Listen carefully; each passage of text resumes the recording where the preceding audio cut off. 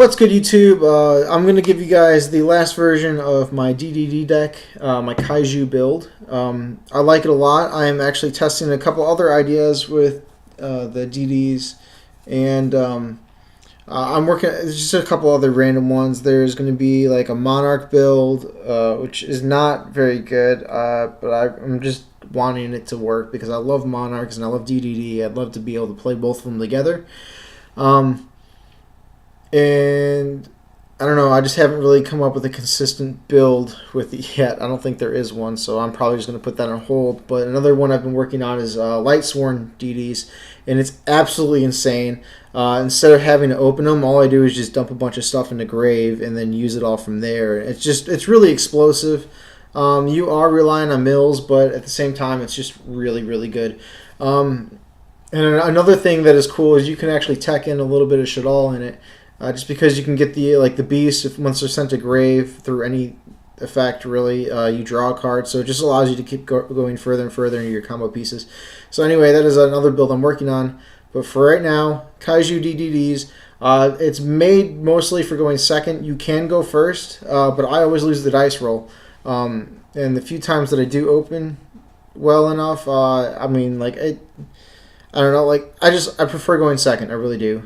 You get the extra card. You're able to out your opponent's boards, things like that. So it's really fun.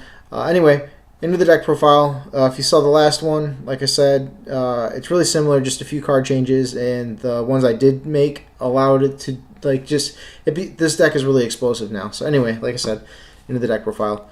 A lot of it's still really standard. 3 Lamia, 3 of the Swirl Slime, 3 Necro Slime. Like you always play them. Every DD deck does. It's the heart and soul of it.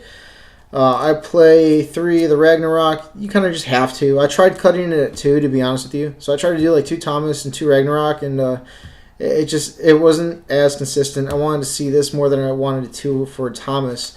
The only issue I've had, which is what made me want to change the build a little bit, is the fact that this, when you special summon him, like let's say you use, what is it, Flame King, to special summon him, he has to target a DDD engraved to special summon, or you don't get the effect. So it doesn't special Thomas like I was thinking about, and I was like, oh, you know what, let me read the text real quick, and it just doesn't do it. So I changed it to where I had another option besides Ragnarok to target or any of my extra deck monsters. So it's really cool. I still play the 1 Thomas. I don't like it at 2. Like I said, I tried it. It's just not consistent. I don't want to see him in my hand, and the few times that I do see him in my hand, it's easier to get around it. Like, I really don't ever want to open multiples of him. It's garbage. Sure, it helps you with your rank 8s and stuff like that, but I'd rather have it at 1, and that's it. If I don't see it, it's not a big deal. If I do see it, it becomes a combo extender, I guess you should say. This is a new card I put in. I tested it in some of my old builds. I didn't like it then. But now that I actually have a build that I enjoy playing, I'm trying to make it better. And Doom King Armageddon is absolutely insane. He works really well with the Kaiju build as well, because you can interrupted Kaiju, and he can't be destroyed by spell or trap cards that don't target him. So you can blow up the whole board with the Dark Hole, special your 2 Kaijus, and then just overlay those for a rank 8, and you can still beat over all your opponent's stuff. It is 3,000 attack, 1,000 defense.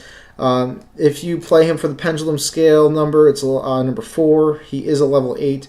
So it's really cool. It allows you to just go freaking off the wall. I love it. It's also a target for Ragnarok when you special summon him from grave or hand or wherever. Like, as long as he's special summoned, you get his effect to target another DDD card in your graveyard and special summon it. So this just allows you to go absolutely freaking nuts, and I love it. So a lot of times I don't even use it for make it rank 8. He's a 3,000 attack monster, so you can just banish Slime, special him from hand, and just start attacking for no reason. So it's really cool.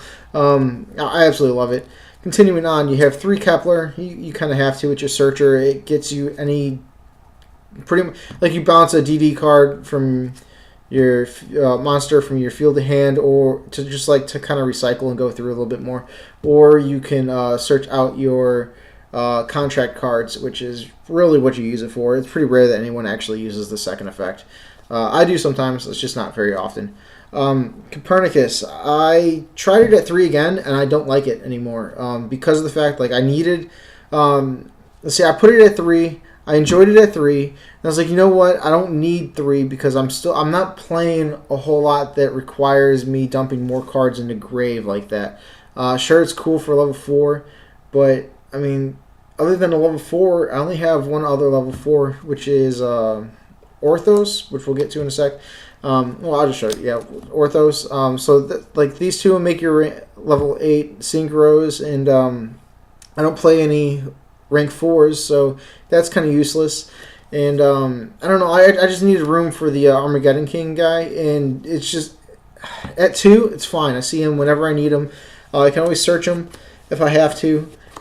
Like I usually only resolve his effect once throughout a game, and that's all I need because it gives you so much advantage from there. But yeah, at 1 Orthos, it is your only target for Vanity's Emptiness that you have in this deck.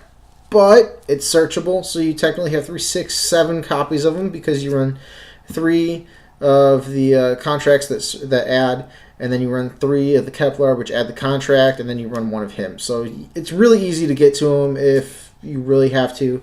Other than that, 1's fine. I side deck more to go against heavy back row decks, but otherwise, I only need it at 1. I've actually he is a tuner as well, so like I said, you go into your level 6 synchros with blah blah blah. It doesn't really matter. And that's it for the DD monsters. We go on to 2 Max C. It's too important not to play. I used to not play it and sided it just because I didn't know if I was going first or second all the time. And I was like, you know what? Let's just build a deck that gears for going second. If they choose for me to go first, that's fine. I'll just build something insane and pass turn. Like I'll still have these in hand or something like that. So it's just really good. It makes your opponent stop, like especially against Zoo. If they, I don't know, they special Terror Top and then they search the other guy or whatever, and they just maxi, you're like, whatever, that's fine. And then they're like, well, this sucks. Or they get one of their Zoos from like the special to hand, and then before they can go into an Exceed, you just maxi, and they're like, well, I can't just leave this here, so I have to do something. And you're like always replacing itself. So even though like a lot of times you just draw 1 off of it, it's still really good because it stops them from extending, which allows you to extend even more. And if they max C you and you're like, you know what, I can just swing for game right here. You're like, screw it, whatever, go ahead, I'll push through it, and then I usually just attack for game. Like it's absolutely insane for a card. Continuing on, like I said, I run the Kaiju engine. 2 of the Moth one or whatever you want to call it. 2 Gamma Seal, and then 1 of the Dog. I've had a few people at locals ask me why I play this version of it, or not version, but why I play these ones, and it's because they're all level 8s. They're all level 8s, and they all have attacks that I can attack over easily, except for this one. But like, I'll never give my opponent this. It's a 3,000 attack monster. I never give it to him. A lot of times I just discard him off of trade-in, or if I slumber them, then I'll special him to my side of the field and give him these. Gamma Seal is 2,200 attack, and the Moth is 2,700. So like, you can easily get over any single one of them, really. And the only other reason besides you can go in your rank 8s with them is because I play trade-in, and they are trade-in targets. So it's not that big of a deal. It's not like you actually lose advantage playing them. So continuing on, we have spells now. Obviously, some like 3 Contract with the Gate. Your search card, you get any DD monster. 1 the Dark Contract with the Swamp King. It allows you to extend your plays even further. Like a lot of times, if I open this and I have a Kepler in hand, I'll search this with the Kepler and just go absolutely freaking nuts from there. So it's really good. I play 2 Desires. 3, I believe, is overkill. Personally, I don't own a 3rd one, but even testing with like what do you call it, a proxy, I don't like 3. I'd rather see 2 because I don't want to resolve this twice. I really don't. And if you do, then you're losing a lot of your combo pieces, which is really important to hold on to. So 2 desires is perfectly fine. Oh, by the way, if you don't have desires, that's fine.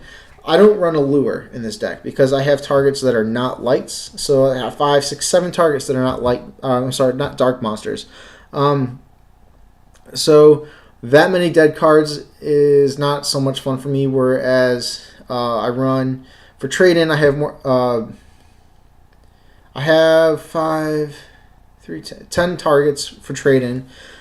Sure, the rest of the cards are dark, but I don't want to banish all of my combo pieces. I'd rather actually send them to grave where I can still utilize them. So it's really important. Trade-in, like I was saying, that was the whole thing was about. I'm sorry, I picked them up. 2 Slumber, I want to play 3, but I just don't have room in the deck. And every time I play 3, I don't know, I always want to go second if I play 3. Whereas in 2, I do have an easier way to go first because of the fact I'm not going to draw 2 of these opening hand pretty much. So yeah, I don't know. 2 is fine. Plus you have your 5 Kaijus, which is I think a really good ratio for any deck actually. If you want to go even further than that, I'd say 6 Kaiju and 3 Slumber, but I don't need it. It's not important enough. 2 Mask Change. This is something that a lot of people always tell me, like, don't ever play Mask Change. It's garbage, blah, blah, blah. You should never play it in this deck. I'm like, you guys don't understand, though. It's really good. And if you're a skilled player, you're able to take some cards that a lot of people are just like, don't play it, it's garbage, blah, blah.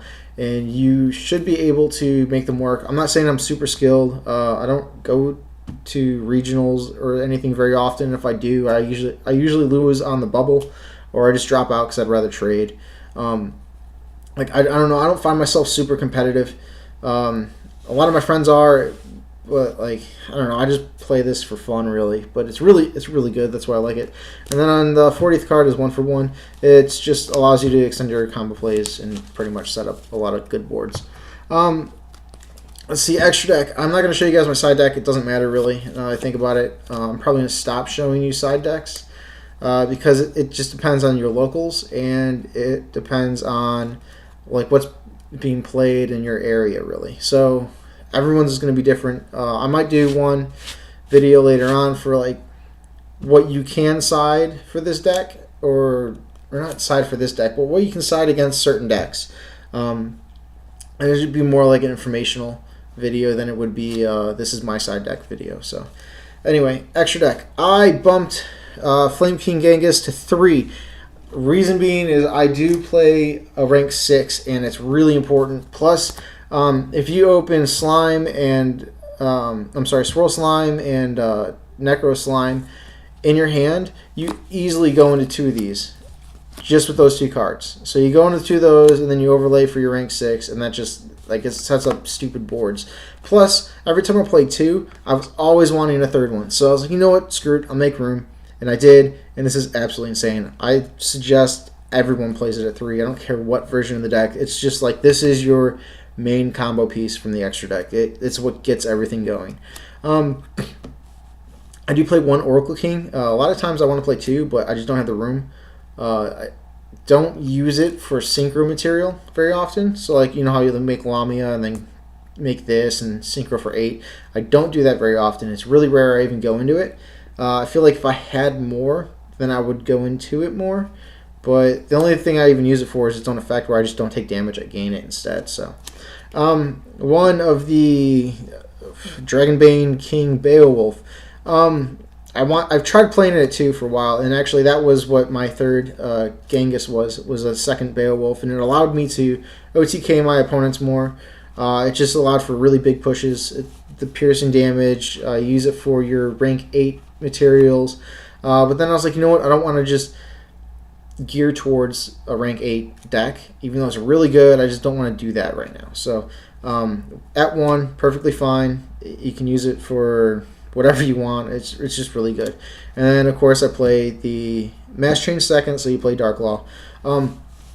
What I thought for a while, I actually just checked it recently because I did not know for a fact. Because Lamia, the effect of Lamia has to send a card to grave. So you can't target your where is it? You can't target your pendulum monsters to special summon it, but you can send pendulum monsters from your hand. But if they're on field, they have to send a grave in order to use the Lamia effect. So they would go to extra deck. So therefore, you couldn't get Lamia out that way. The other issue I had thinking about it was if I played Mass Change II, I couldn't target a pendulum monster because it says send it to grave. But I looked it up. You can still target a pendulum monster. It just has to not be on field. So like you discard a card, and like let's say I targeted Copernicus or whatever, which is a level 4 dark, and then use it to go into him. Copernicus just goes to your extra deck, face up in your extra deck, and you also discard the card, and then he comes out. So it would be perfectly normal to do. I looked it up, and if anyone says otherwise, it's fine. I'll comment a link, and I'll look it up then. But it's just like from what I read, I am able to do that. If I'm wrong, please correct me. But don't just say that I'm wrong. Show me proof that I'm wrong. Like send me a link of the ruling that you say or whatever. So yeah. Anyway, continuing on, we have Exceed monsters. We have the Duodon King Kali Yuga. It's absolutely insane. I love it. It destroys all spell and traps on the field. So it's a heavy storm on either player's turn, and then when he's summoned, no more effects can activate. Like nothing is activated, everything's negated. It's absolutely insane. Like it wins games by itself. So, what is it? Harbinger. I play number 23 Lancelot. It's good. I don't really like to use it for its negation effect because it has to negate a card.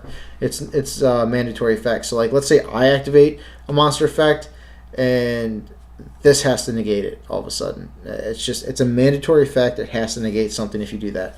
The only thing I use it for is going into battle phase, and then I attack my opponent directly, detach a card, blow up the monster that I'm having a problem with, and then just attack with everything else. So it just allows you to get over big walls that are harder normally. I play number 24, the Vampire King guy. I love this card. Absolutely insane. I use him a lot, and it's really easy to get into without worrying because you have the Flame King, and depending on the situation, you can also use, Dark Law. You can use Dark Law and that if you want to. So yeah, absolutely insane. I love the card. It's great. One, Crystal Wing Synchro Dragon. I hate this card. I never use it. Honestly, I really don't even use it. I can't stand it. I wish I had another option. Like someone mentioned Beals in another video, and I was like, you know what? I'm going to test that out. I don't have a Beals, or I would. One, Omega. It's really good. One, Cursed King Siegfried.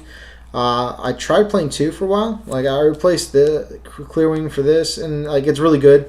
But I don't know. 1 is fine. I never really need it that often. So 1 King Alexander, and then 1 Formula Synchron.